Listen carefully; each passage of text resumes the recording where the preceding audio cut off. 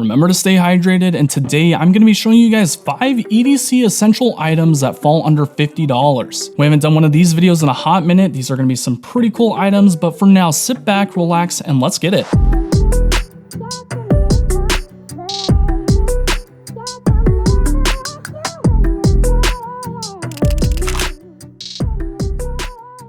So you guys have been asking me to make a budget EDC gear video, and that's what we're gonna do today. In front of me, I have 5 different EDC items all falling under $50. I've picked out the best items in their own respective categories. We have a pry bar, flashlight, pen, multi-tool, and finally a knife. None of the companies that are featured in this lineup are paying for any sort of advertisement. As a matter of fact, I don't think they even know that I'm making this video. So just know that there was a lot of thought put into each category. If you're interested in purchasing any of these items, I'll be leaving links in the description below so you can go visit those at any time in this video. But let's go ahead and not waste too much of your time and get right into it, starting with my pry bar of choice. This is the Glow Rhino titanium pry bar with a tritium inlay, and this thing has been in my collection for a few years now. I use it almost on a daily basis and it sits on my desk at all times. This one comes in at about $50 and it has the green tritium inlay. I believe they're making a blue version, but it has a built-in bottle opener, flathead screwdriver, and then prying mechanism. Now, for those of you guys that are new to pry bars, this is a really good entry-level titanium pry bar, and they're great for scraping off things if you need to pry something specifically. I actually use this thing to disassemble my drone, and I specifically used a pry bar just because with a knife, those things aren't really made to pry things. Having a specific tool just to disassemble something is very useful. And the main thing I use this one for is screwing on and off my camera plates for this overhead camera and the one I'm looking at now. The bottle opener is a plus, and I've used that a few times, and I just really enjoy using pry bars and having them on me. This one is great because of how small and compact it is, yet useful. Next up is going to be my flashlight of choice, and this is the Rovivon E5. This thing is super convenient because it takes a AAA battery but also has a built-in battery, so that way you don't even have to run the actual AAA. This is more so emergency case, and then you can charge it with USB-C. This flashlight comes in at about $47 on Amazon. This thing is jam-packed with features, and let me show you that real quick. It has 2 different buttons. This bottom one actually controls this interior chassis LED. It has a bunch of different modes. If you want to get super bright, you can. And then if you double click it, it actually activates the UV mode, which is pretty cool because if you need a UV light, you can actually just use it on this flashlight. In terms of the top button, if you just click and hold, this will activate that turbo mode. And if you want to activate the continuous mode, you just double click.